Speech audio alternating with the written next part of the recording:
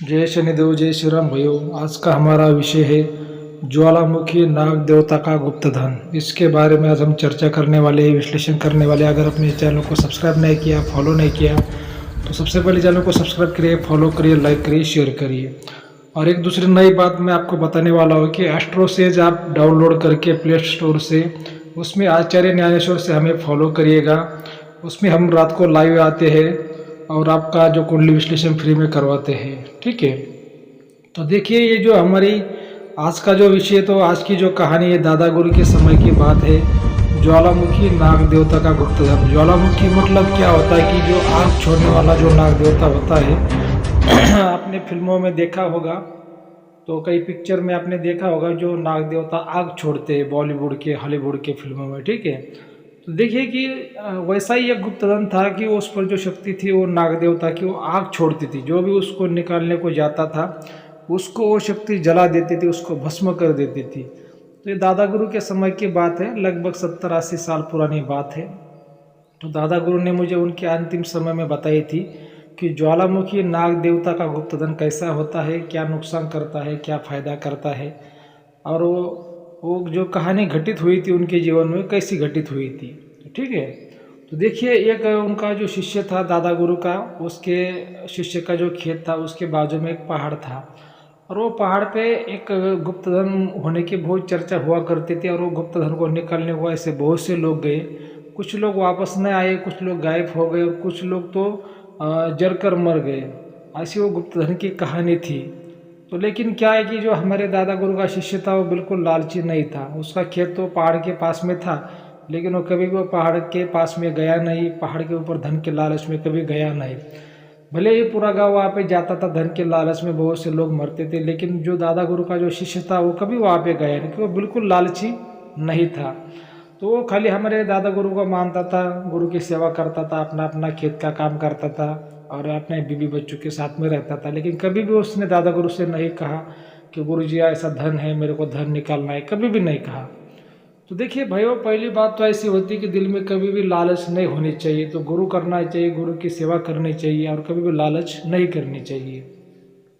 तो देखिए फिर कहानी कैसे घटित हुई है, कहानी की स्टोरी कहाँ से शुरू होती है। तो देखिए, आपने अभी तक तो सब लोगों ने जाना कि एक गुप्तधन था पहाड़ पे, ज्वालामुखी नाग देवता का, उसने बहुत से लोगों को मार दिया था, ठीक है। अभी कुछ लोग तो गायब हो गए थे, कुछ लोग मर गए थे, कुछ लोग वापस लोग नहीं आए थे।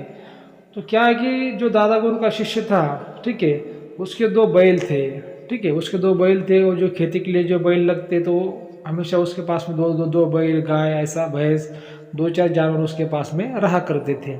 लेकिन वो जानवर चरते चरते क्या हो गया कि वो पहाड़ पर चले गए, ठीक है। अभी कहानी यहाँ से शुरू हो जाती है। और वो जानवर जब पहाड़ पे गए, तो वो जो खेत का मालिक था दादा गुरु का शिष्य, वो जानवर के पास में नहीं था, वो खाना खा रहा था थोड़ा ऐसे बगल में। और खाना खाते खाते उसकी थोड़े मतलब वो 2-4 मिनट के अंदर जो जानवर है वो पहाड़ पर, और जो उसके खेत के पास में जो पहाड़ था वहाँ पर चले गए। अभी पहले उसकी जो है भैंस गई, ठीक है। और जैसे भैंस गई तो भैंस के पीछे गाय गई, और गाय के पीछे जैसे कि दो बैल गए, ऐसे 4 ही जानवर उसके वो पहाड़ पर चले गए। अभी दादा गुरु का जो शिष्य था उसने तो जानबूझकर पहाड़ पर वो जानवरों को नहीं भेजा, वो खाना खा रहा था, उसके 2 मिनट के अंदर जानवरों, उनका नाम ही जानवर है, तो चले गए।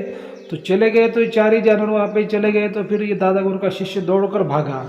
उसको लगा कि वहाँ पे जो गुफा है, वहाँ पे जो गुप्त धन है नाग देवता का, अगर जानवर वहाँ पे चले गए तो शायद वो नाग देवता शक्ति इनको डस लेगी, मार देगी। तो वो दौड़ के भागा भागा, जैसे भागा तो जो जानवर थे, तो जानवर जैसे कि गुफा के पास में चले गए, लेकिन गुफा के पास से फिर से वापस वो घूम गए, ठीक है।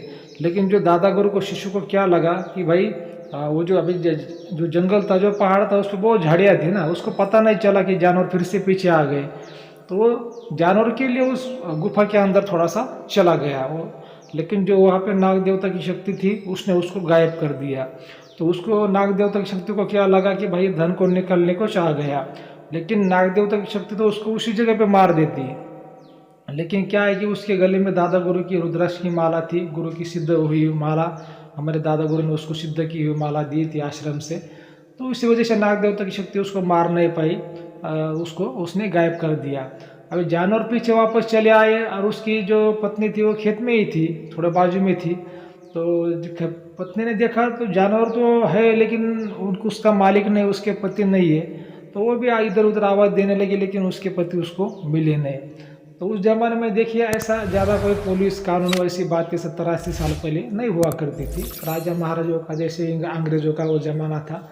तो फिर क्या है कि जो फ़ोन भी नहीं हुआ करते थे, तो उसने बहुत से गांव लोगों को बुलाया, लेकिन लोगों ने देखा कि भाई तुम्हारे जो गांव का उस टाइम पे जो मुखिया था उसने बताया कि भाई पति तुम्हारे गायब हुए, मतलब ये पहाड़ ने गायब कर दिया, नाग देवता की शक्ति ने उसको गायब कर दिया होगा जानवर चराते चराते, या फिर तुम्हारा पति धन के लालच में वापस चला गया होगा और फिर नाग देवता की शक्ति ने उसको गायब कर दिया। सबने या फिर ऐसा ही समझ लिया।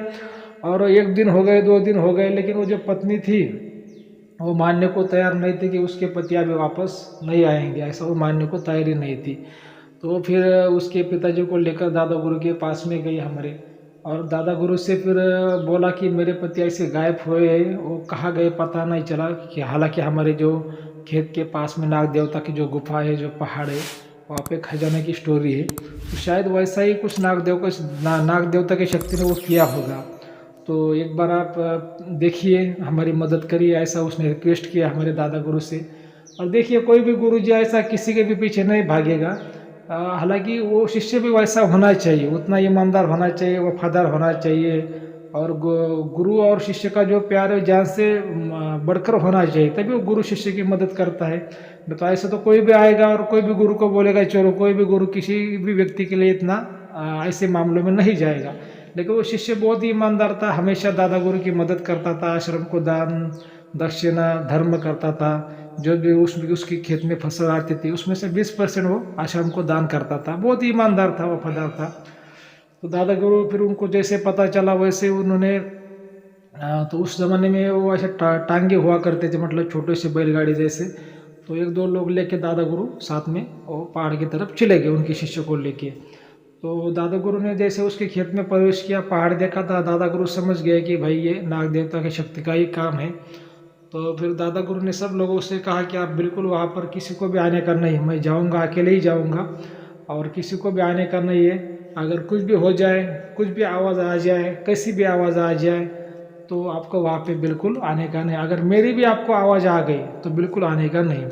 क्योंकि दादा गुरु ने सभी लोगों से ऐसा क्यों कहा कि जो नाग देवता की शक्ति है, अगर उसने छलावा कर दिया तो किसी का भी आवाज़ निकल सकती थी, और लोगों को अगर ये अगर लोग वहाँ पे चले जाते गुफा में तो उसके अंडर में चले जाएंगे, उनको भी वो गायब कर देगी या फिर किसी को मार देगी। इसी वजह से दादा गुरु ने कहा कि मुझे तो कुछ होगा नहीं, लेकिन जो शक्ति है अलग अलग रूपों में आपको आवाज़ देगी, आपको वहाँ पे आने का नहीं। तो दादा गुरु चले गए, और जैसे चले गए तो नाग देवता शक्ति को हाथ जोड़े, उससे विनती की कि नाग देवता देखिए तेरा जो गुप्त धन है हमें तो नहीं चाहिए और हमें निकालना भी नहीं है, खाली जो हमारा शिष्य जो गायब हुआ है वो हमें चाहिए, उसको हम आप जो है वापस लौटा दो। तो देखिए दादा गुरु भी बहुत सिद्ध व्यक्ति थे, उनके पास में बड़ी बड़ी विद्या थी, इंद्रजाल विद्या, नारायणी विद्या, अघोरी विद्या यानी शिव विद्या। तो ऐसी बड़ी बड़ी उनके पास में विद्या थी। तो नाग देवता की शक्ति तो सीधा उनके ऊपर हमला नहीं कर सकती थी, क्योंकि उनका जो जप तप व्रत था, शिव साधना थी, बहुत बड़ी थी। तो नाग देवता की शक्ति ने उनको, फिर दादा गुरु ने उससे रिक्वेस्ट किया कि देखिए जो हमारा शिष्य ऐसा बिल्कुल भी लालची नहीं कि तेरा धन निकलने को आ जाए, इसको गाय चराते चराते आया है और गलती से तेरे अंडर के क्षेत्र में आ गया, लेकिन ऐसा वो जानबूझकर तो नहीं आया है, तुमको उसको वापस लौटाना है। तो नाग देवता की शक्ति बोली जो आपका जो शिष्य है वो तो सही सलामत है, वो तो मैं उसको जला नहीं पाई, हालांकि बहुत से लोगों को मैंने जला के मार दिया जो धन के लालच में आए थे, लेकिन उसको मैंने भी आपके शिष्य को जलाने की कोशिश की, लेकिन आपकी जो माला थी उसकी वजह से वो तो बच गया, लेकिन दोबारा ऐसी गलती नहीं होनी चाहिए।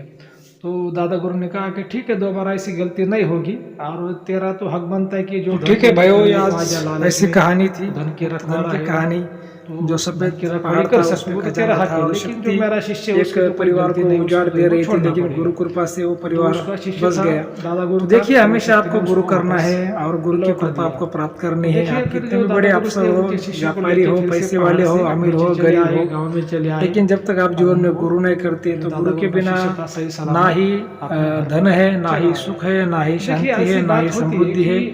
तो इसी वजह से आज हमेशा की जो गुरु करना कहानी है चाहिए, आज के ज़माने की सलाह नहीं, लेनी पहले चाहिए, ज़माने की अच्छा है, गुरु लगभग करना 100 चाहिए, साल ज्ञानी पुरानी गुरु बात है। करना चाहिए। लेकिन क्या जिसके होता है पास ना में कि त्रिगुण देखिए का कभी ज्ञान भी हो, कोई भी हम जो कार्य त्रिगुणात्मक करते गुरु हैं वो करना तो चाहिए। लालची मन से नहीं और करना ठीक है, चाहिए, अगर आपको स्वार्थी मन से नहीं अपना करना आज का चाहिए। वीडियो अच्छा लगा तो और अपने गुरु चैनल को करना चाहिए, सब्सक्राइब जब करिए, तक लाइक आप गुरु करिए, नहीं शेयर करते, करिए, सिद्ध गुरु नहीं ठीक है। करते जो और एस्ट्रो से और ऐप गुरु भी डाउनलोड ऐसा करके करना हमें चाहिए जिसके आचार्य पास में ज्ञानेश्वर के त्रिगुण नाम का, से त्रिशक्ति का, फॉलो त्रिविद्या करिए, का कॉल करिए, ज्ञान चैट हो, करिए। ऐसा ही ठीक है, गुरु करना चाहिए। धन्यवाद। तो आपको सही तरीके से आपकी मदद कर पाता है, आपको अच्छी सलाह वो दे पाता है, आपको अच्छा उपाय बता सकता है, आपका हमेशा भला करने की कोशिश करता है। ऐसा ईमानदार गुरु आपको करना चाहिए। और जब तक आप जीवन में गुरु नहीं करते, आप कितने बड़े व्यापारी है, किसान है, मजदूर है, या फिर बहुत बड़े बिजनेसमैन है, आप ऑफिसर है, मतलब कोई भी हो, आप कितने बड़े हो, जब तक आप गुरु नहीं करोगे, अच्छा गुरु नहीं करोगे और ज्ञानी गुरु नहीं करोगे, तब तक आप जीवन में ना सुखी रह सकते हैं, ना आप धनी बन सकते हैं, और ना ही आपको मोक्ष मिल सकता है। क्योंकि गुरु से त्रिदेव से भी बड़ा माना गया है। आप क्या करते हो, आप तो सभी भगवान की भक्ति करते हो, लेकिन आप गुरु नहीं करते, यहाँ पर आपकी चूक हो जाती है।